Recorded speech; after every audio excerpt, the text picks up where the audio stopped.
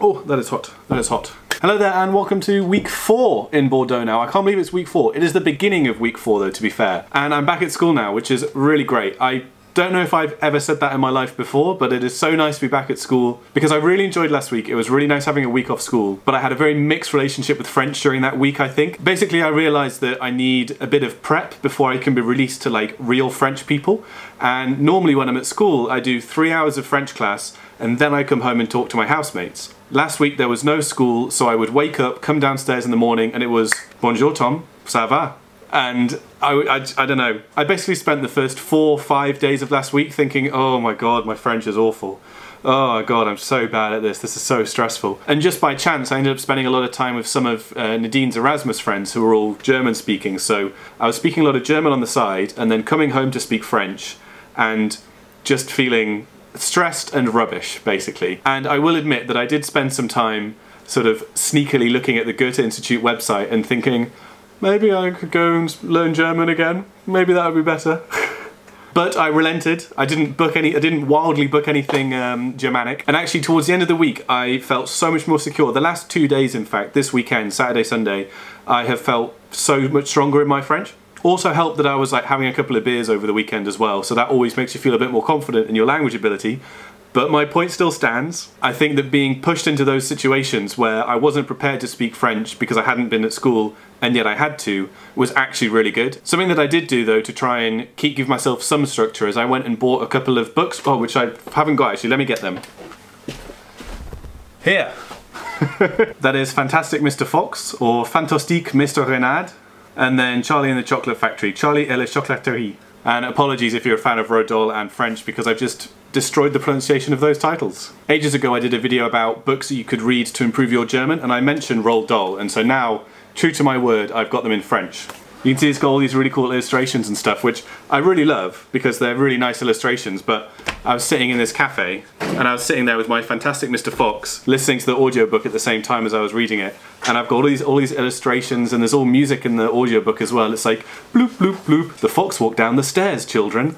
And I'm listening to all this and then next to me there's someone reading like Proust or something, or like War and Peace. And I just felt like such a child sitting there with my like brightly coloured...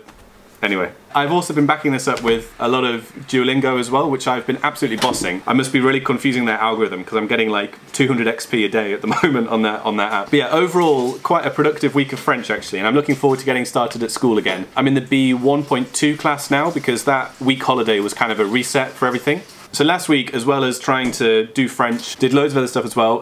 My pal Francois Xavier, FX, wanted to send some pictures off to a modelling agency, and I was very clear that I do videos like this. I don't do stills. I'm not really a stills kind of guy. But we went and we did it and it was a lot of fun, and I did keep on trying to say, oh, you know, we could do a really cool shot here, we could do a video. Like, out of the whole day, I got one shot that I convinced him would look quite cool. And then I showed it him on the screen and he goes, oh yeah, okay, but can we do a still over here? So, fine. Anyway, but the whole day when we were doing that, it was absolutely lovely. And last weekend it was beautiful. It was like 25, 26 degrees. We all went to the beach, which was amazing. We sat there all day. It's only an hour from Bordeaux, so we just drove out there, spent a whole day by the beach. Qu'est-ce que tu penses, Audrey? C'est bon? C'est très bon. Although when I got back, I was asked, they were like, Tom, you were being a little bit quiet and we're just worried that we were speaking French too quickly for you at the beach. And I was like, oh no, I've been reading my book and I was on the last chapter. Not this one, I'm nowhere near the last chapter on that one, but I've also been reading Hyperion by Dan Simmons. But it's like the 3rd time I've read this book and I was on the last chapter and I'd kind of forgotten exactly what happened, so I was just sitting on the beach like, only on a Kindle, so like this. You know, not quite the same. What else happened? We ran out of tea. That was a bit of a disaster. And then today Nadine and I have both bought 2 big boxes of tea because we didn't communicate well enough about the tea shortage. And Lucy as well, I think, who you've seen on the vlog before. We're on the lager.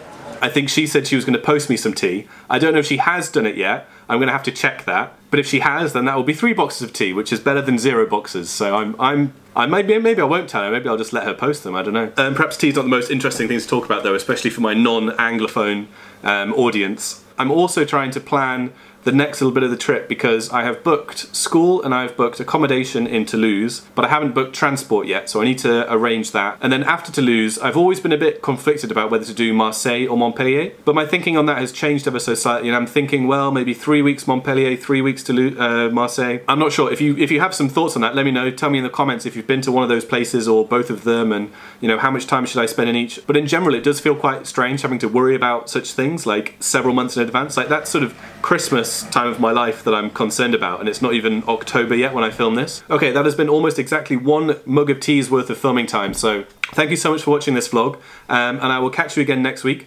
But in the meantime, if you want to see the videos that I'm putting out, subscribe to my channel. There'll be a link. Actually, you know what? I never do this because I always forget, but I'm gonna move slightly to the left now. There you go. And then now, look at this professionalism that's just happened. That's pretty, whoa. Anyway, on that, you know, cacophony of professionalism, I will leave you there and I will see you next time. Thanks for watching. Cheers.